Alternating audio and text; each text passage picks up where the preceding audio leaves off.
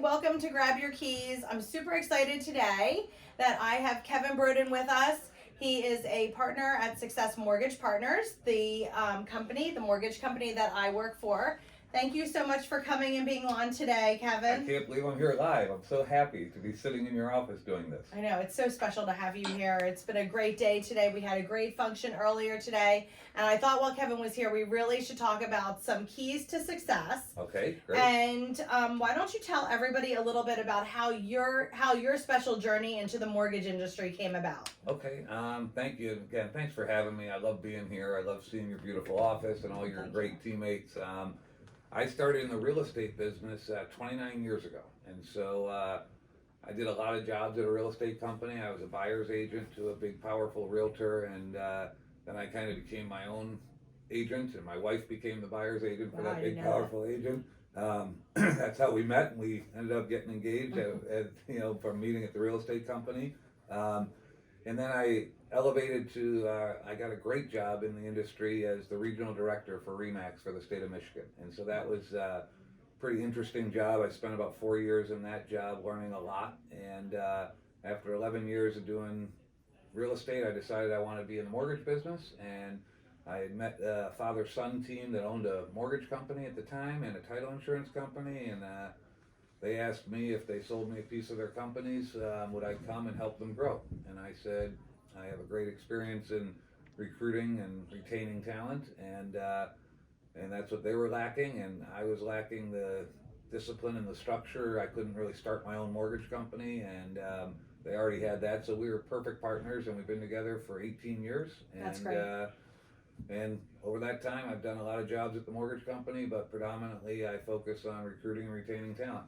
And you do a great job at it, and we're super lucky to have you. So what do you feel, I mean, you've had so much experience in the real estate world and in the mortgage world.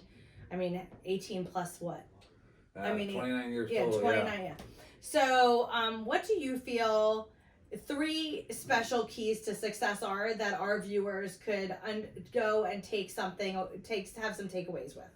I think the 3 things, predominantly that salespeople, but I think this works for any facet of the industry, that if they could really master clarity, focus, and execution, they'd see drastic changes in their results. Right. And I believe that if you're clear on your mission, if you focus on doing the right things instead of doing the wrong things, and if you clear out every obstacle so that you can execute at the highest level, I don't know any salespeople that do fewer transactions or fewer closings if they were focused on those 3 things. So for me, it's always about clarity, focus, and execution.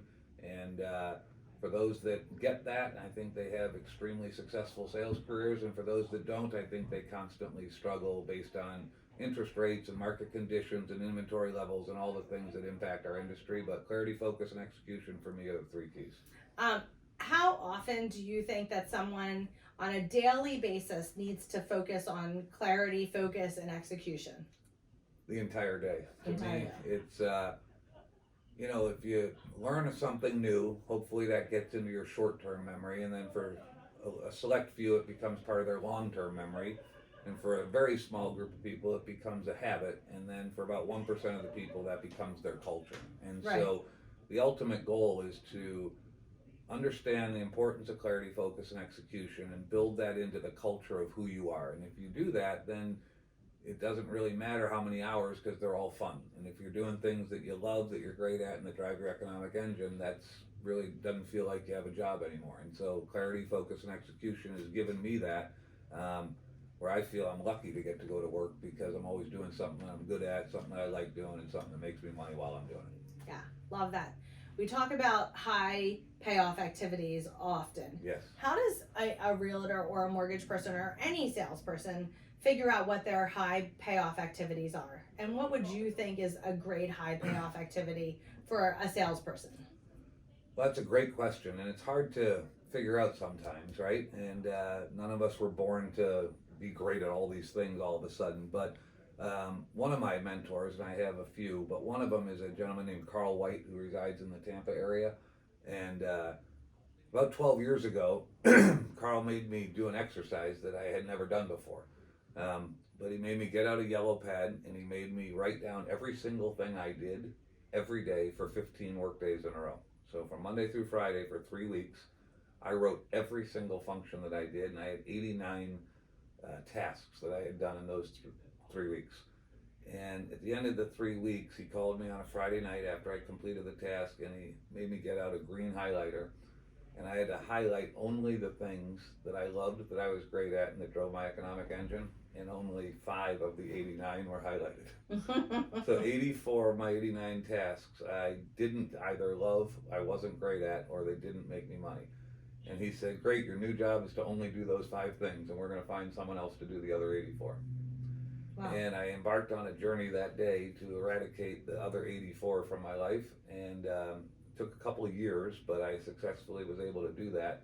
And now I only do those 5 things, and so it's a great exercise, and I highly recommend people trying it. It's a little tedious because you have to do it for more than a day. You know, it doesn't work if you just do it for one day, but after 15 days, and that would really determine what your high leverage activities are. And I think any of us who that are in sales, we know what those things are, right? We need to build relationships, we need to deepen existing relationships, we need to create new opportunities, we have to give value, we have to give more than is expected. We know the things we have to do. The hard part is actually executing. And so, you know, distraction is the enemy of focus, right? And in our world, there's a lot of noise, and we all fall prey to it. And with the social media reality and just the realities of the American workplace, distraction is something that's real. And what I've learned is those that can eradicate a distraction from their life have a greater opportunity to focus, and that's how you do more high leverage activities. Absolutely, and I've done that exercise that you did. Yeah. And it is amazing. And people, when I ask people in our group to do it, sometimes they're like, "Why are you micromanaging me?" And it's really not micromanaging. It's really illustrating the things that you're great at doing and the things that you don't like doing, and how can we get the things that you don't like doing off your plate? Because someone else might love those items and be able to do them faster and drive more business in a different way. Well, what I've learned is exactly what you just said. What may be a low leverage activity for me is a high leverage activity for someone else. And so if we can build the proper teams and have those people on the team all operating in high leverage activities, even though those are different things for different people, that's when you start seeing tremendous results that are, you know, it can really mushroom from there. Because if you spent, and I know you actually do, but the average person doesn't, but imagine if you spent 36 hours a week only doing your high leverage activities, I think you'd have more business than you knew what to do with. Well, we had gone on that trip and written down our high level, high payoff activities, and another mentor of mine also told me to do that years and years and years ago.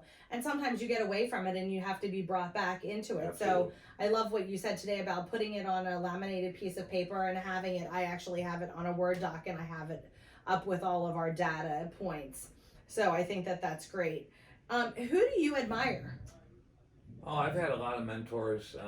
I've been very lucky. From a business standpoint, you know, I mentioned Carl White. He's been a major influence in my life. He owns a company called the Mortgage Marketing Animals down in Florida, and he's been invaluable to me. Another mentor of mine is a guy named Tony Jury, who lives in Flower Mound, Texas, a suburb of Dallas, and he's been critical in helping me think at a different level. There's a guy from Destin, Florida, named Dale Vermillion, who's familiar to many in the mortgage industry, and he's been an extremely important person for me. He's taught me a lot of things that I didn't know. A woman named Allison Johnston has been really instrumental in my life. She's taught me servant style leadership and how to lead people properly and to do it from a non-ego place, and that's been important in my growth. And so I've been so lucky to have many people. You are a mentor of mine. I've learned a lot from you over the years, and what's great is I've been able to form friendships with each of those 5 people I just mentioned too. And so not only am I learning and getting better at my craft from the lessons and the teachings of those 5 individuals, but I also made 5 really close friends of mine too over the years. Great. So I've been about as lucky as a guy can get in the mortgage industry. Yeah, I agree. But what you give, you get. Yep, absolutely. So that is true, and you give a lot and you mentor a lot, so that's always great. So if you had any other career to be in, what other career would you choose? I mean, know you love. Well, yeah, I know my you. next career is going to be something baseball related. Mhm. I'm a baseball guy. My son's a baseball player. It's part of our DNA. Um, I love kids. I love coaching. I love helping mold kids. And I think baseball is a good sport to do that. It teaches the importance of teamwork. It teaches the importance of respect. It's a tough game to play. It's 90% mental, that game. It's 10% physical. And it's nice when you see young people. I think the lessons you learn by being on great baseball teams carry forward into other aspects of life. And so, yeah, I'm probably going to do something in the baseball industry someday. And that would be a passion of mine. And that's probably something I'll pursue at some future point. That's super great. So last question is, if you were to talk to your younger self, what advice would you give your younger self? Oh, that's a great question.